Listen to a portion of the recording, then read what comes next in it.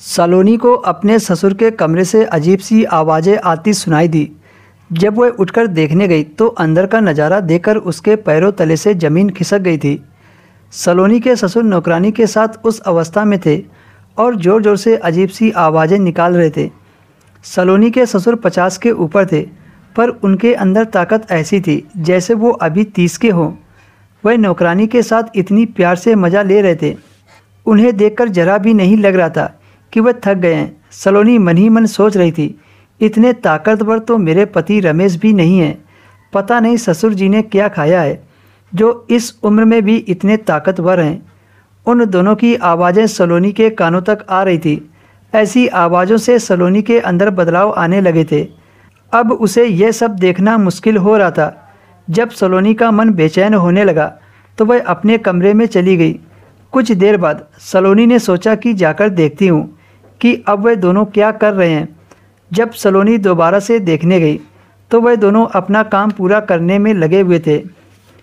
सलोनी मन ही मन सोच रही थी, पता नहीं मेरा ससुर क्या खाता है जो इतनी ताकत इकट्ठा करके रखे है।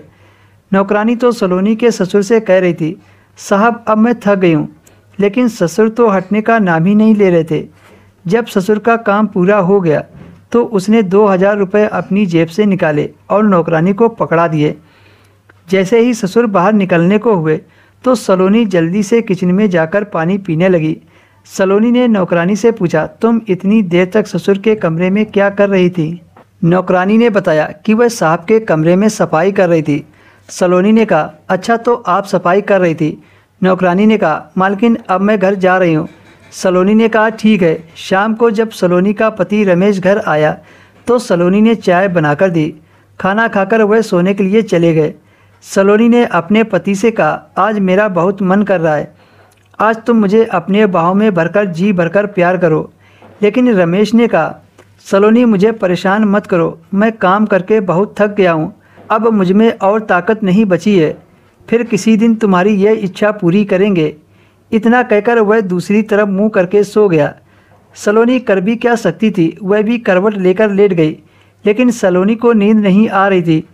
सलोनी का आज बहुत मन कर रहा था क्योंकि उसने दोपहर को आज ससुर और नौकरानी को उस काम को करते देख लिया था। सलोनी लेटे लेटे यह सोच रही थी, क्यों न वह भी मौका अपने ससुर को देकर देखे, क्योंकि रमेश में तो वह वाला दम नहीं है और ना ही वह मुझे खुश कर सकता है। अगले दिन जब रमेश काम पर चला गया, सलोनी नौकरानी के आने से पहले ही इस काम को ख़त्म करना चाहती थी और वह यह भी देखना चाहती थी कि उसका ससुर उसके बारे में क्या सोचता है। सलोनी बहाने से ससुर के कमरे में झाड़ू लगाने चली गई। सलोनी के ससुर सलोनी को बहुत गौर से देख रहे थे। उसके ससुर ने कहा, सलोनी तुम्हें काम करने की ज़रूरत नहीं है, नौकरानी आती ही होगी, वह सारा काम कर देगी। सलोनी ने कहा, पिताजी आज नौकरानी नहीं आएगी। दोस्तों आपको क्या लगता है, सलोनी अपने ससुर के साथ रिश्ता बना पाएगी या नहीं? दोस्तों इसके आगे की कहानी आपको नेक्स्ट वीडियो में शेयर की जाएगी।